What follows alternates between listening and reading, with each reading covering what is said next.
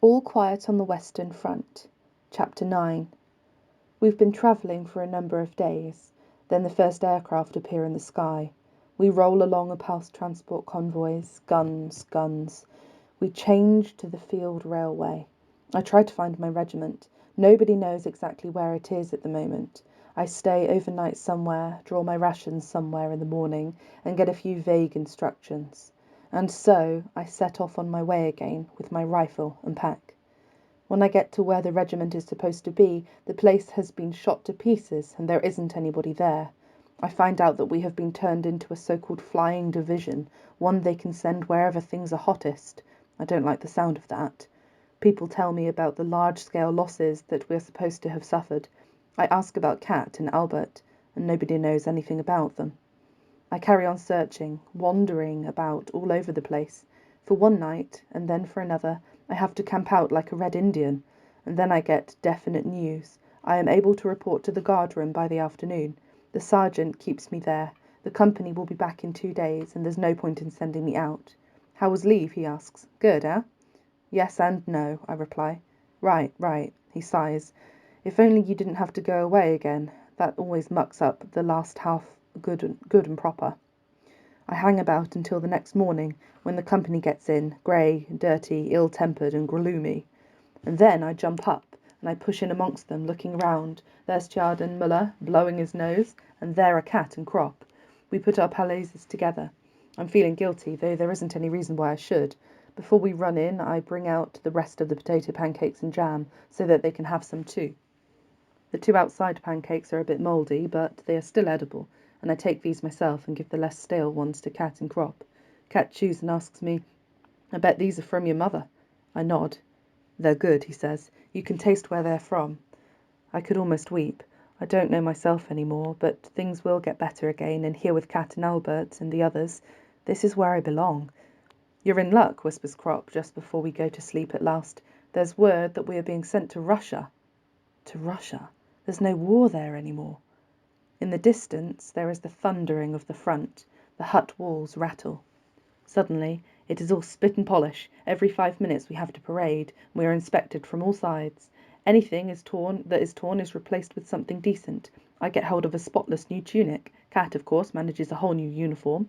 The rumour starts up that peace is coming, but the alternative rumour seems more likely, that we're being transported to Russia. But why would we need to get better gear for Russia? And then at last it filters through to us. The Kaiser is coming to review the troops. That's why there have been so many inspection parades. For a week you might have thought that we were in a training camp because there is so much work and drill going on. Everyone is bad-tempered and edgy because we are not keen on all this spit and polish, and even less so on the parade ground marching. Things like that annoy soldiers even more than being in the trenches. At last the moment arrives. We stand to attention and the Kaiser appears. We are curious to see what he looks like. He paces along the parade line, and I'm a bit disappointed. From his pictures I had imagined him to be bigger and more powerful, but mainly to have had a great booming voice. He gives out a few medals and chats to 1 or 2 of the soldiers. Then we are marched off. Afterwards we talk about it. So that was the Supreme Commander, head of them all, says Tiagen in amazement. Absolutely everyone has to stand to attention in front of him, whoever they are. He thinks about it. Even Hindenburg had to stand into attention in front of him, right? He certainly does, confirms Cat. Tiagen isn't finished yet. He ponders for a while and then asks, Does a king have to stand to attention in front of an emperor? Nobody's quite sure, but we don't think so. They are both so high up that proper standing to attention doesn't apply. You don't have to talk some nonsense, says Cat. The main thing is that you know when to stand to attention. But Tiagen is completely fascinated by it. His imagination, which is not usually very fertile, starts to work overtime. Now, just a minute, he announces. I really can't believe that an emperor has to go to the lavatory just like I do. You can bet your life he does, laughs Crop. And if you take away the number you first thought of, then Bob's your uncle, adds Cat, by way of explanation. Tiagen, the lice have got to your brain. The best thing you can do is get to the latrines yourself and come back when you're thinking straight and not talking like a kid. Tiagen clears off. There is one thing I'd like to know, though, says Albert, and that's whether there would still have been a war if the Kaiser had said no.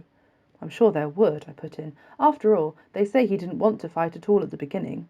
Well, if not just him, then perhaps if, let's say 20 or 30 people in the world had said no. Maybe not then, I admit, but they all did want a war. It's funny when you think about it, continues Crop. We're out here defending our homeland, and yet the French are there defending their homeland as well, which of us is right? Maybe both, I say, but I don't believe it. Well then, says Albert, and I can see that he is trying to drive me into a corner, our teachers and preachers and newspapers all tell us that we are the only ones with the right on our side, and let's hope it's true, but the French teachers and preachers and newspapers all insist that they are the ones in the right. How does that figure? I don't know, I reply, but at any rate there is a war, and every month more countries want to take part. Jarjan comes back. He is still worked up and joins in the debate again, straight away by asking how a war starts in the first place. Usually when one country insults another one badly, answers Crop, a little patronisingly. But Jarjan isn't going to be put off. A country? I don't get it. A German mountain can't insult a French mountain, or a river, or a forest, or a cornfield. Are you really that daft, or do you just like pretending? Grumbles Crop. That isn't what I mean. One nation insults another. Then I shouldn't be here at all, answers Jarjan, because I don't feel insulted. It's hopeless trying to explain anything to you, says Crop, with some irritation. It's got nothing to do with a yokel like you. In that case, I can certainly go home then, insists Jarjan, and everybody laughs. Come on, it means the nation as a whole, that is, the state, calls out Muller. The state, Jarjan snaps, his fingers dismissively. Military police, ordinary police, taxes, that's your state. If you want anything to do with that lot, thanks very much, but leave me out of it. That's true, says Cat. You've got something right for once, Jarjan. There is a big difference between a homeland and a state. But they do go together, says Crop after a moment's thought. You can't have a homeland without a state. Right, but just think for a minute. We are almost all ordinary people, aren't we? And in France, the majority are workers too, or tradesmen, or clerks. Why on earth should a French locksmith or a French shoemaker want to attack us? No, it's just the governments. I've seen a Frenchman before I came here, and most of the Frenchmen won't have seen one of us.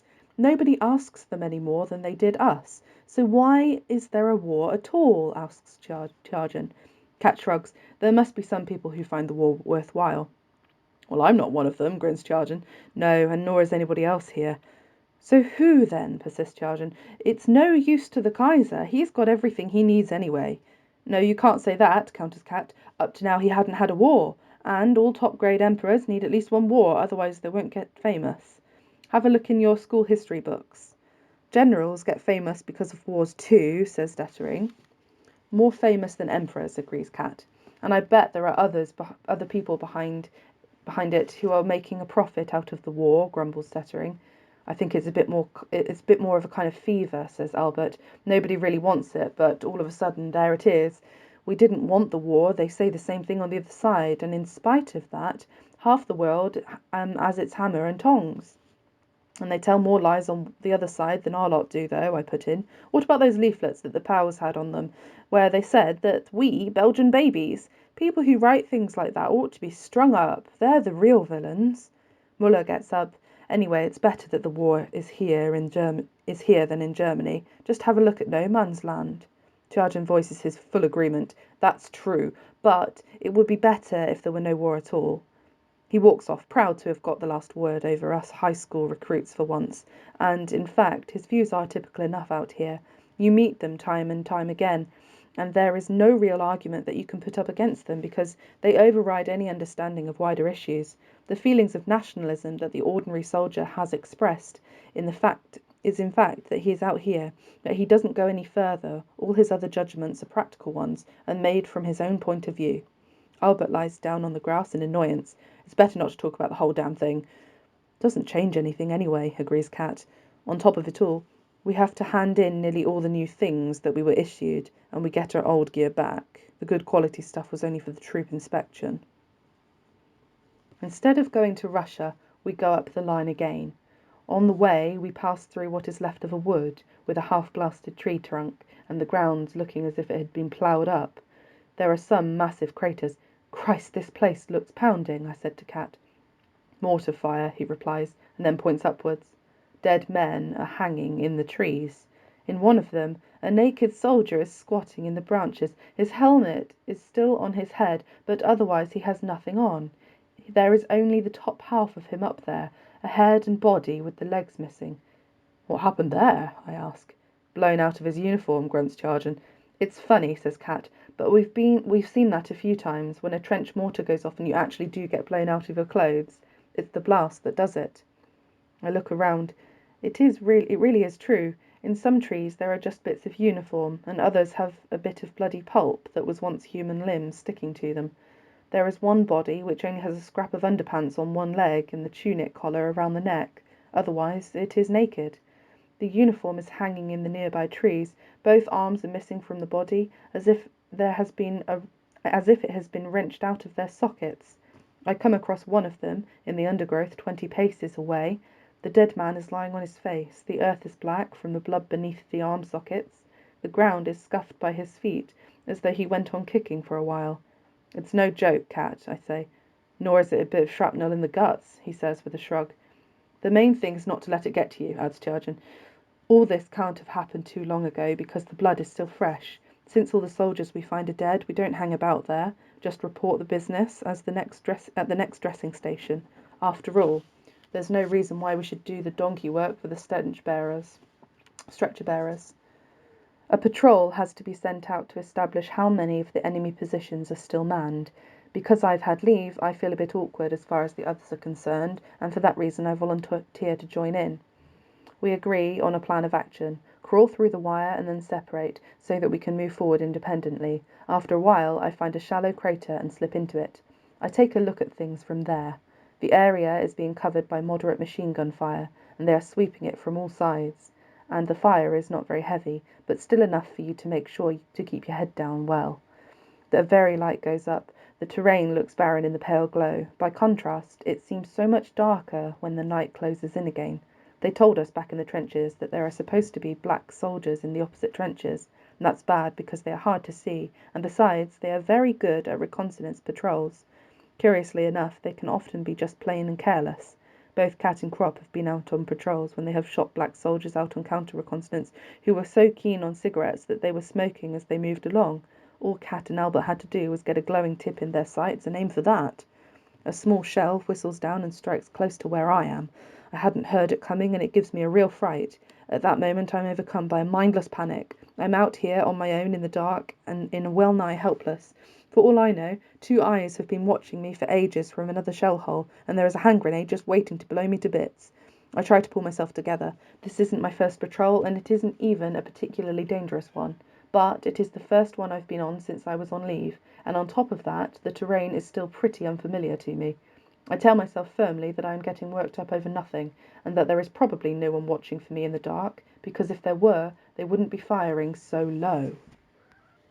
It's no use. Thoughts buzz round in my head in complete confusion. I hear my mother's warning voice. I see the Russians leaning against the wire netting, with their beards blowing in the wind. I get a bright and wonderful picture of a canteen with comfortable chairs, and then of a cinema in Valenciennes, and then, horrible in my tortured imagination, of a gun barrel, grey and unfeeling, following me around silently wherever I try to turn my head. Sweat is breaking out from every pore. I am still lying in the hollow I found. I look at my watch. Only a few minutes have passed. My forehead is wet. There is dampness all around my eyes. My hands are shaking and I'm coughing quietly. It's nothing more than a bad attack of fear, a common or garden cold terror at the prospect of sticking my head out and crawling on. All my tense readiness melts into desire to stay lying down. My limbs are glued to the ground. I try to move, but I can't. They just won't come away from it. I press myself into the earth, and I cannot move forwards, and I decide to stay where I am. But right away a new wave comes over me, a wave of shame, regret, and yet still one of self-preservation. I lift myself up slightly to have a look around. My eyes are stinging, and I stare into the darkness. Then a very light goes up, and I duck down again. I am frightened. I am fighting a crazy, confused battle. I want to get out of my hollow into the ground, and I keep on slipping back in. I say to myself, "You've got to. It's to do with your mates, not some stupid order." And straight after that, "So what? I've only got the one life to lose." It's all because of that leave, I tell myself bitterly by the way of an excuse, but I don't believe it myself. I just feel horribly drained. I raise myself up slowly and stretch out my arms, and then raise my back and prop myself half on the edge of the shell hole. Then I hear sounds and get down again. In spite of the thunder of the guns, you can pick out suspicious noises completely clearly. I listen. The sound is coming from behind me. It is our soldiers moving through the trench. Now I can even hear muted voices. From the sound of it, it might even be cats speaking. Suddenly a surprising warmth comes over me. Those voices, those few soft words, those footsteps in the trench behind me tear at me with a jolt and jolt away from the terrible feeling of isolation that goes with the fear of death, to which I have nearly succumbed. Those voices mean more than my life, more than mothering and fear, and they are the strongest and most protective thing that there is. They are the voices of my pals. I'm no longer a shivering scrap of humanity alone in the dark. I belong to them and they to me. We all share the same fear and the same life, and we are all bound to each other in a strong and simple way. I want to press my face into them, those voices, those few words that saved me, and which will be my support. I slip warily over the edge and snake forwards. I creep along on all fours. Things are going well. I fix the direction, look about me, and take note of the pattern of artillery fire so that I can find my way back. Then I try to make contact with the others. I am still afraid, but now it is a rational fear, which is just an extraordinarily enhanced cautiousness. It is a windy night, and the shadows move backwards and forth in sudden flashes from the gunfire. By this light you can see too much and too little. Often I freeze suddenly, but there is never anything there. In this way I get quite a long distance forward, and then turn back in a curve, and I haven't made contact. Every few feet closer to our trench makes me more confident, but I still move as fast as I can. It wouldn't be too good to stop me once just at this moment. And then I get another shock. I'm no longer able to make out the exact direction. Silently I crouch in a shell hole and try and get my bearings. It has happened more than once that a man has jumped cheerfully into a trench and only then found that it was the wrong side. After a while I listen again. I still haven't sorted out where I am. The wilderness of shell holes seems so confusing that, in my agitated state, I no longer have any idea which way to go. Maybe I'm crawling parallel with the trenches, and I could go on forever doing that. So I make another turn. These damned fairy lights, it feels as if they last for an hour, and you can't make a move, or things soon start whistling around you. It's no use, I've got to get out. My fits and starts work my way along. I crawl crabwise across the ground and tear my hands to pieces on ragged bits of shrapnel, as sharp as razor blades. Often I get the impression that the sky is becoming lighter on the horizon, but that could just be my imagination. Gradually I realise that I'm crawling for my life. A shell hits, and then straight away two more, and then it really starts, a barrage. A machine gun's chatter. Now there is nothing in the world that I can do except lie low, and it seems to be an offensive. Light rockets go up everywhere incessantly. I'm lying bent double in a big shell hole in a water up to my waist. When the offensive starts, I'll drop into the water as far as I can without drowning, and I'll put my face in the mud. I'll have to play dead. Suddenly I hear their shell fire give way. Straight away I slip down into the water at the bottom of the shell hole, my helmet right on the back of my neck and my mouth only sufficiently above the water to let me breathe. Then I remain motionless, because somewhere there is a clinking noise. Something is coming closer, moving along the stamping. Every nerve in my body tenses up and freezes. The clinking noise moves on over me, and the first wave of soldiers is past. All that I had in my head was the one explosive thought: what will you do if someone jumps into your shell hole? Now I quickly pull out my dagger and grip it tight and hide it by keeping my hand downward in the mud.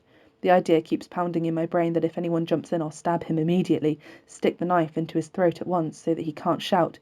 And there's no other way. He'll be as frightened as I am, and we'll attack each other purely out of fear, so I have to get there first. Now our gun batteries are firing. There is an impact near me, and that makes me furiously angry. That's all I need, to be hit by our own gunfire. I curse into the mud and grind my teeth. It's an outburst of rage, and in the end all I can do is groan and plead. The crash of shells pound against my ears. If our men launch a counter-offensive, I'm free. If I press my head into the dirt, I can hear the dull thunder like distant explosions in a mine. And then I lift my head to listen to the noises above me. The machine guns are rattling away. I know that our barbed wire entanglements are firm and pretty well undamaged. Sections of them are electrified. The gunfire increases. They aren't getting through. They'll have to turn back. I collapse into the shell hole again, tense, almost to breaking point, clattering, crawling, clinking. It all becomes audible, a single scream ringing out in the midst of it all. They're coming under fire. The attack has been held off. It gets a little bit lighter. Footsteps hurry by me, the first few, past me, and then some more. The rattle of the machine guns become continuous. I am just about to turn round a bit, and suddenly there is a noise, and a body falls onto me in a shell hole, heavily and with a splash, and then slips and lands on top of me. I don't think at all. I make no decision. I just stab wildly and feel only how the body jerks and then goes limp and collapses. And then I come to myself again, and my hand is sticky and wet. The other man makes a gurgling noise. To me it sounds as if he is roaring. Every breath is like a scream, like thunder. But it is only the blood in my own veins that is pounding so hard. I'd like to stop his mouth, to stuff earth into it, to stab again. He has to be quiet or he'll give me away. But I am so much myself again, and suddenly feel so weak, that I can't raise my hand against him any more. And so I crawl away to the furthest corner and stay there, my eyes fixed on him, gripping my knife, ready for him again if he moves. But he won't do anything again. I can hear that just from his gurgling. I can only see him indistinctly. I have the one single desire, to get away. If I don't do so quickly, it will be too late. It's already difficult, but at the moment I try to raise my head and become aware that it is impossible. The machine gun fire is so dense that I would be full of holes before I had gone a step. I have another go, lifting my helmet and pushing it forwards to gauge the height of the fire. A moment later a bullet knocks it out of my hand. The gunfire is sweeping the ground at a very low level. I am not far enough away from the enemy trenches to escape being hit by one of the snipers, the moment I try to make a break for it. It gets lighter and lighter, and I wait desperately for an attack by our men. My knuckles are white because I am tensing my hands, praying for the firing to die down, for my mates to come. The minutes trickle past, one by one.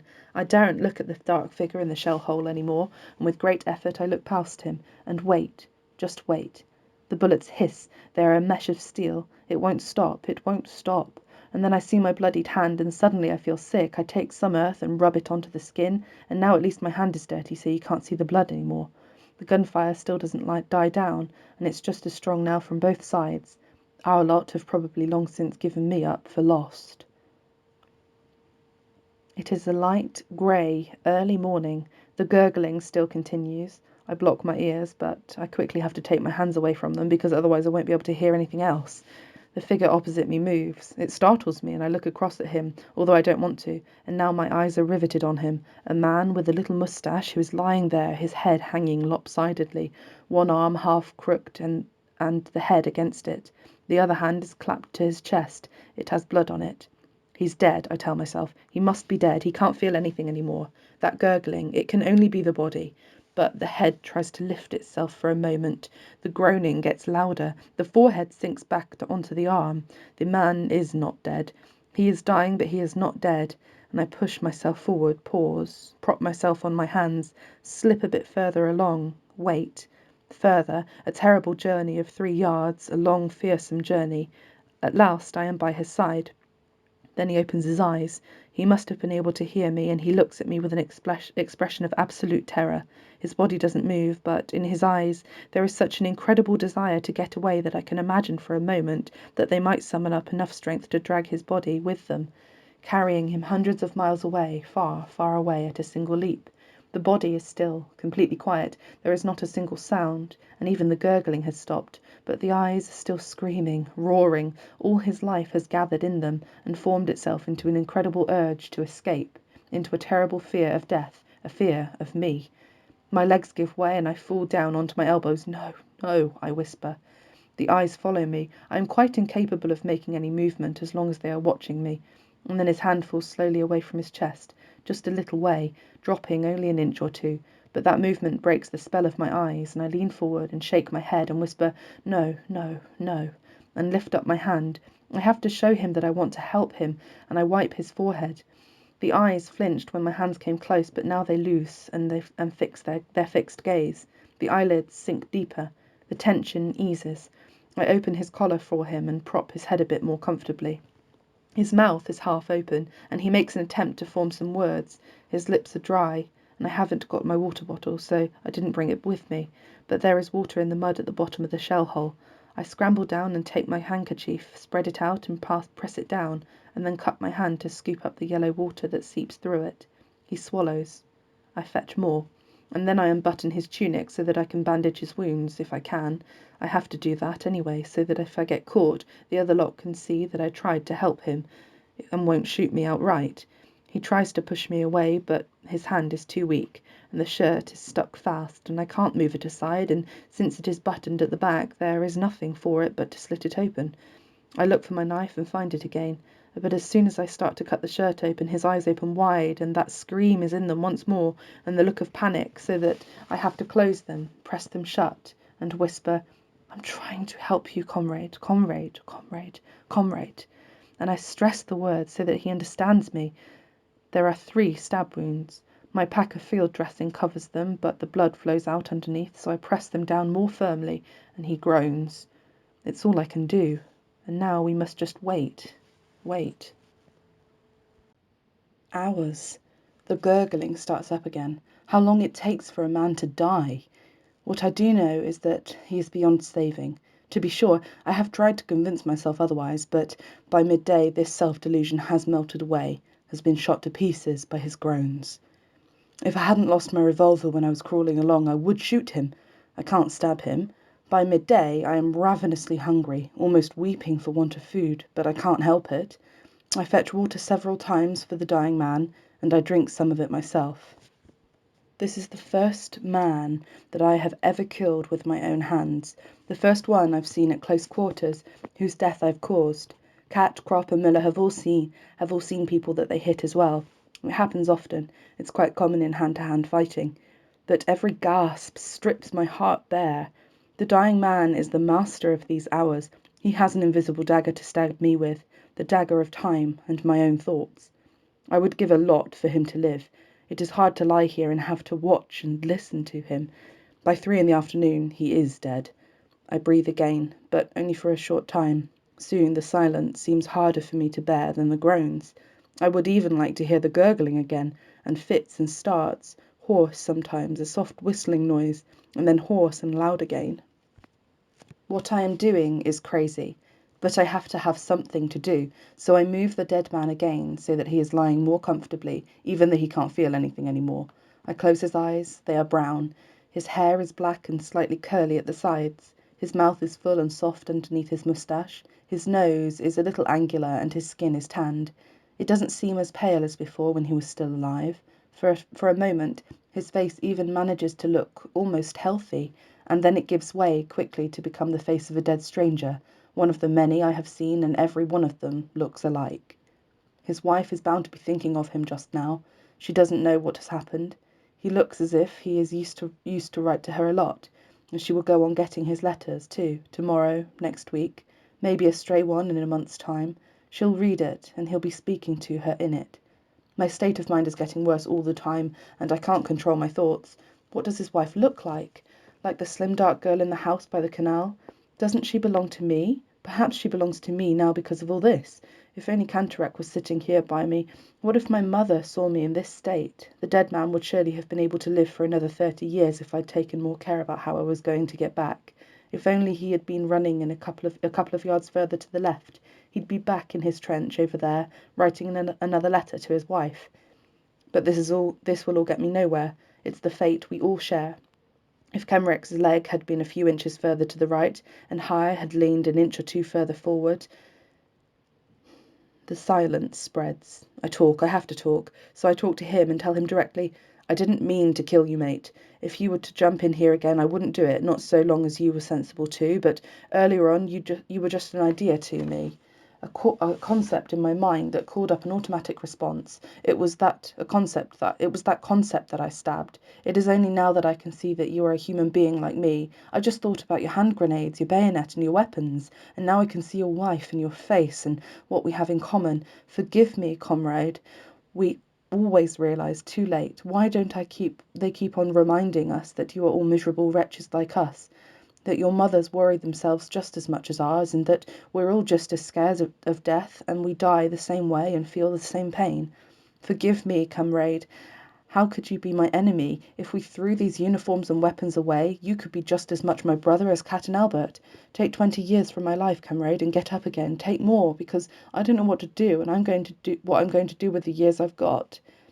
He is silent. In the front is quiet apart from the chatter of the machine guns. The bullets are close together, and this is not just a random firing. There is careful aiming from both sides. I can't get out. I'll write to your wife, I tell the dead man breathlessly. I'll write to her. She ought to hear about it from me. I'll tell her everything that I'm telling you, and I don't want her to suffer, and I want to help her, and your parents too, and your child. His uniform is still half open. It is easy to find his wallet. But I am reluctant to open it. Inside it will be his paybook with his name. As long as I don't know his name, it's all still possible that I might forget him, that time will wipe out the image of all of this. But his name is a nail that will be hammered into me and that can never be drawn out again. It will always have the power to bring everything back. It will return constantly and will rise up in front of me. I hold the wallet. Unable to make up my mind, it slips out of my hand and falls open. A few pictures and letters drop out. I collect them up and go and put them back in, but all the pressure that I am under, the complete uncertainty of it all, the hunger, the danger, the hours spent with the dead man, these things have all made me desperate. I want to find out as quickly as possible, to intensify the pain so as to end it, just as you might smash an unbearably painful hand against a tree, regardless of the result.